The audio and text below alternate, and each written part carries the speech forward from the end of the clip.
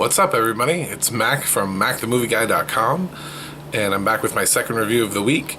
This time it's of the #1 movie in America, The Hitman's Bodyguard. So kudos to America for actually going to see a comedy. That wasn't Girls Trip. So, I feel like the first thing I need to say about this film is that it is a star vehicle. I feel like critics don't know that, so I'm going to say that to them. Hi, critics. This is a star vehicle. Some critics grade films like they only see films at Sundance and then everything else is terrible. I feel like star vehicles, if you like the star and the film is decent, then it worked. They're made... Will Ferrell, Adam Sandler, they get these films all the time and they always get trashed, and usually trashed by critics who don't like Will Ferrell, don't like Adam Sandler.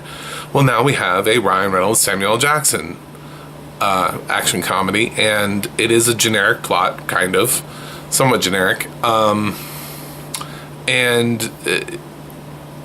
If you were to ask me, will I like this film? My answer to you is, do you like Ryan Reynolds? Do you like Sam Jackson? If the answer is yes, then you will like this film. Because what they're doing is they're doing their personas that they've sort of portrayed for the audiences. I mean, Ryan Reynolds is doing kind of a Deadpool thing here, and Sam Jackson is doing the same thing he did in Snakes on a Plane. You know, so it's the image they've sort of cultivated for themselves. Whether or not they actually act like this in real life, I have no idea. But that's sort of the image that we think they act like in real life. So they're not really acting unless they're not like this in real life at all. So I thought the acting in the film was good. Obviously I like Reynolds and Jackson. The film also has Gary Oldman, who's very intense.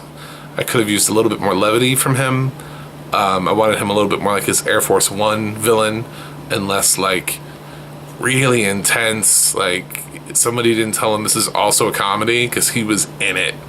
Gary Oldman's always in it, but he was in it, you know. This film also has Elodie Young, who had a big weekend. She's also Elektra in The Defenders. And Salma Hayek is in this, and she's actually really funny. So, good for her. She's not in it a lot, but every scene she's in, it worked. It was really good. It was really funny. I think this film had a little bit of a problem in that its marketing campaign, while great, did have a lot of the film's laughs in the trailers. So it was a lot of the film feels deja vu, because if you've seen the trailers, you've already seen these jokes. Yeah, they were funny the first time around, but how many times can you see it before it's not funny anymore?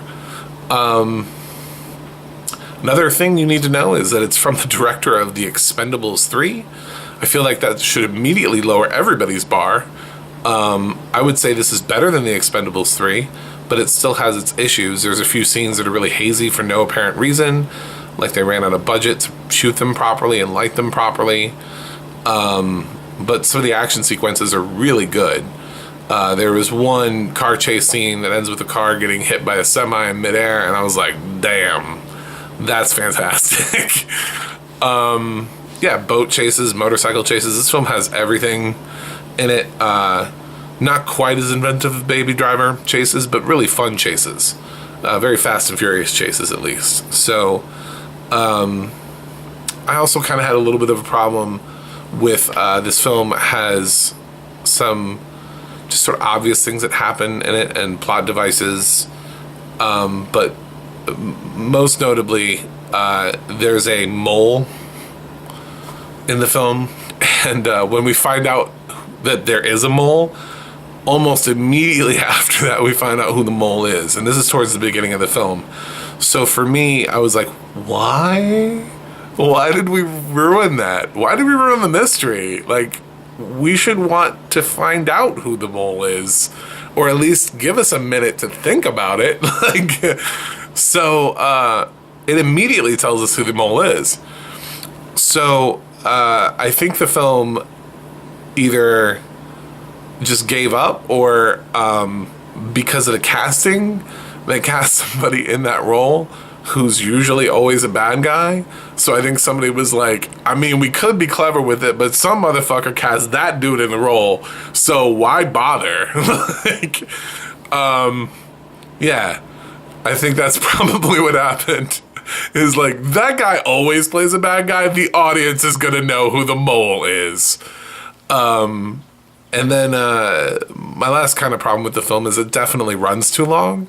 This film comes to conclusion like multiple times without actually ending.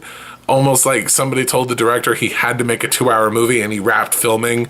And they're like, we only have an hour and 45-minute movie. And he's like, shit, I gotta go back and do it. Oh, we're only at an hour and 52 minutes now. Oh, crap, we gotta write another ending. So, it's so weird. It feels long. This film easily could have lost 10 to 15 minutes and been fine. But it doesn't feel long, oddly, in like an English patient way, but more in like a, good God, is this movie still going? Because the scenes that could be cut do work because of either Jackson or Reynolds doing their thing. So while I couldn't pinpoint necessarily a sequence that I thought could go entirely, I think some of them could have been trimmed. There's scenes where they drive in the car and they talk for a long period of time that, while I would have appreciated some of that scene, I didn't need the whole thing. So yeah, there's definitely, and then commit to an ending. Any one of those, like, I mean, yeah, the last ending was kind of cool. I just didn't really need it. So anything could have worked for this film. I didn't need the last ending. I don't know why you thought we did. Yeah, so Hitman's Bodyguard. It's a good film. Not a great film. It's a good film. It's entertaining. It's virtually exactly what I expected it to be. I didn't go into this thinking I was going to be blown away, that it was going to be a mind-blowing masterpiece. I went into this film knowing that it was a Ryan Reynolds, Sam Jackson star vehicle, and I had a certain level of expectation as to what that meant. And it meant that for me, for the most part.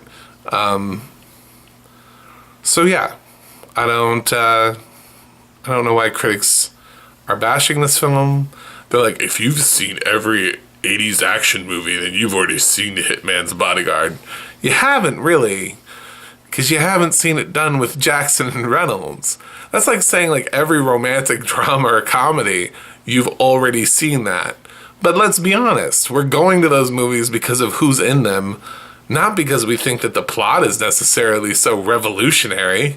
You know, this is the same thing. Like, I didn't go to the movie because I thought the plot was like, oh, that's an amazingly original concept.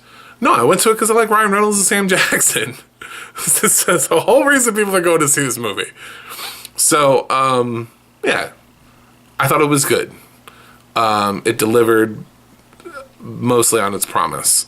Few problems, but mostly good. So I'm going to give The Hitman's Bodyguard a B. So, yeah, it was good. I wouldn't necessarily rush out to see it, but there's very little coming out in the next 2 weeks, so if you're looking for something to go to the theaters, this is one of your better bets if you haven't already seen Dunkirk or War for the Planet of the Apes or something like that, and you're like, oh, I need to go see a movie. Well, Hitman's Bodyguard does not suck, so go see that. That's it for me. Don't forget to like, comment, share, subscribe, shout out the window about me. Until next time, peace out.